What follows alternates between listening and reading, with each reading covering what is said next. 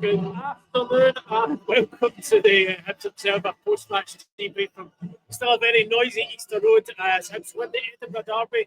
2-1 win over Hearts here, set them 7 points clear of their city rivals, and for the time being into third in the table. Just before we get started, folks, it's a quick word from our sponsor, Hibs Observer, brought to you by S1 Jobs. If it's time to hand in your transfer request, then head over to s1jobs.com and upload your CV today. With thousands of jobs across Edinburgh and the surrounding area, you'll find the one at S1 Jobs. So start your search today. Patrick, somebody's not got the memo, but we'll do our best. Yep. What result for Hibs again? Yeah, I mean, I think, you know, a really good start by Hibs. You know, going ahead 1-0 after 6 minutes. I think everyone thought that might be, you know, that might be the start of like a really good performance. But then Hearts equalising so soon afterwards just seemed to, I think, spook them more than anything else. And you know what we saw was a first half performance that was very un-Hibs. From like this unbeaten run that's now extended to 15 games in all competitions. I think just, you know, we've seen elements in the previous games, certainly against Celtic, against Dundee United this week. You know, 3 games inside a week is, you know, it's a tall order. But, you know, 9 points out of 9, I think, you know, every Hibs fan would have bit your hand off for that. But for a time, it did look, you know, it looked like 2 teams absolutely terrified of losing a game.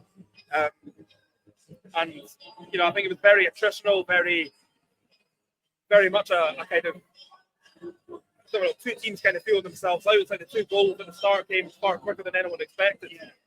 And in the end, it's a moment of quality from Jack Iredale, which is what derbies are all about 9 times out of 10. Just somebody stepping up and doing something like that, hitting it, you know, far corner from about 20 yards out. Just, you know, that's the sort of thing. Hibs have not done that enough in derbies in recent seasons, as evidenced by the fact that this is the first time since the 2008-2009 season that Hibs have won back-to-back league derbies. And so often this fixture is decided by moments of quality like that. And, you know, it was hard going. It wasn't a pretty watch at times. But, you know, fair play to Hibs, because I think after they got over that initial kind of being spooked by the equaliser, and, you know, 3 points, the unbeaten run continues, City bragging rights, 9 points out of 9 in a week. I mean, it's, you know, everything David Gray would have asked for. Yeah, a perfect day in the end. But you said it was, you know, not. I think when you lose first 2 goals going and it's open 10 minutes, you're expecting an absolute monster-stopper from there on out, but it never really panned out that way. I think it was an edginess came into Hibs' game, as you said. They sort of struggled a wee bit in possession.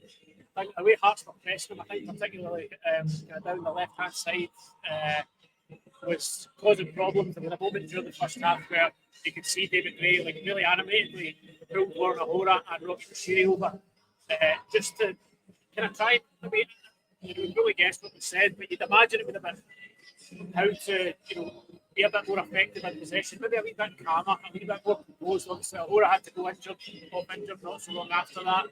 But it wasn't a great first half, really, from either team apart from the 2 goals. But after that, well, I mean, I did think Hibs were the better side in the second half. We're getting a lot of joy down Hearts right. It's obviously where the first goal comes from. But I felt at times, you know, during the first half, they were maybe a wee bit too eager to get into that space. Like, I think they know there's an avenue to attack, and in this environment with the emotion of it as well, there can be maybe an over-eagerness. But I thought they were a bit more controlled in the second half. Exeter was much better in the second half than he was in the first, which obviously helps. And they started to maybe sort of pin Hearts back a wee bit more than they did in the first half. And then it's that then leads to, obviously, Hearts are defending a wee bit deeper. The ball comes out of the box, and that's what then leaves the space then for Iredale to step on and fire it into the far corner. So I mean, I suppose, you know, we need to talk about that. But it's what happened with where did it come from? You know, I think he couldn't believe it himself, Jack Iredale. I don't think his teammates could either. When you look at the celebrations, you know, fantastic pictures of him sort of standing in the front of the famous 5 stand celebrating. But I mean, even Chris Cadden has his head in his hands. He can't believe it. And I think, you know, it's like I said earlier, like so often these derbies, these games are often kind of decided by someone stepping up and doing something like that, and it hasn't happened enough for Hibs. You know, it's always, you know, when you look at the last derby, Easter Road, you know, Hearts bringing a 17-year-old off the bench and he gets a late equaliser. You know, I mean, you know, we know the quality Hibs have got, you know, throughout throughout the team. You look at the subs they're bringing on: Junior Hoylett, bringing on Dwight Gale, bringing on Dylan Levitt, bringing on Jordan Abita as well. And I think it's, you look at that and you think that's, those are substitutions that can try and, change the game in your favour. They can try and, you can try and get something, at that moment of quality. But, kind of rules go out the window when it's a derby. And, I think, nobody knows where it came from. Just, a little bit similar to Dundee United's goal against Hibs on Wednesday night. It was just a corner that was kind of half cleared, and just the attacking player in acres of space, and he just had enough all the time in the world to kind of take a touch, drive forward, and then hit an unstoppable shot. Really, we had the perfect angle for it. It was. We were right behind it, and it's just, I think the reaction from his, from Iredale himself, the reaction from his teammates, the reaction from the bench, I think it was just, scarcely believe it. But you need things like that to win derbies. You need something a little bit special. And I think it's probably what Iredale deserves. He's been so consistent since he came into the team. He's been really good on that sort of like that left-sided centre back role. He did pre-match media. I was joking that, obviously him coming into the team and starting has coincided with this remarkable unbeaten run that continues. And, he was saying he does joke around a little bit, but, it's a team effort. I'm not sure he'll be saying the same now after that. No, I think he'll be quite rightly taken. Plaudits. So just before we finish up, it's a big result in terms of the league table as well. It takes him 7 points clear of Hearts. They are, for the moment, up to third on the table. Obviously, Dundee United and Aberdeen are playing. That kicks off at 3 o'clock. So, it is guaranteed that one or both of them are going to drop points today. So just the significance of that. And I just don't think you can really downplay coming out of this week with 9 points. Considering that, your greatest rivals here, Dundee United going up there and winning at Tannadice, who were third on the table, and then turning over Celtic, who are obviously running away with the league title. It's about 3 is the most difficult games that Hibs could have had in the space of a week. You're right, and I think when you look at, it's obviously a Herculean effort against Celtic, and it deserved sort of 3 points from that. But then, against Dundee United, Hibs weren't great, still managed to grind out a win. They weren't great for large parts of the game today. They managed to grind out a win. So it's, this is the sign of sort of like successful teams who are able to, not play at their best and still get results, still get points. I think if you'd ask most Hibs fans before the start of this week, what's a sort of reasonable return? Some of the sort of more optimistic ones might have said, I think, sort of 7's doable.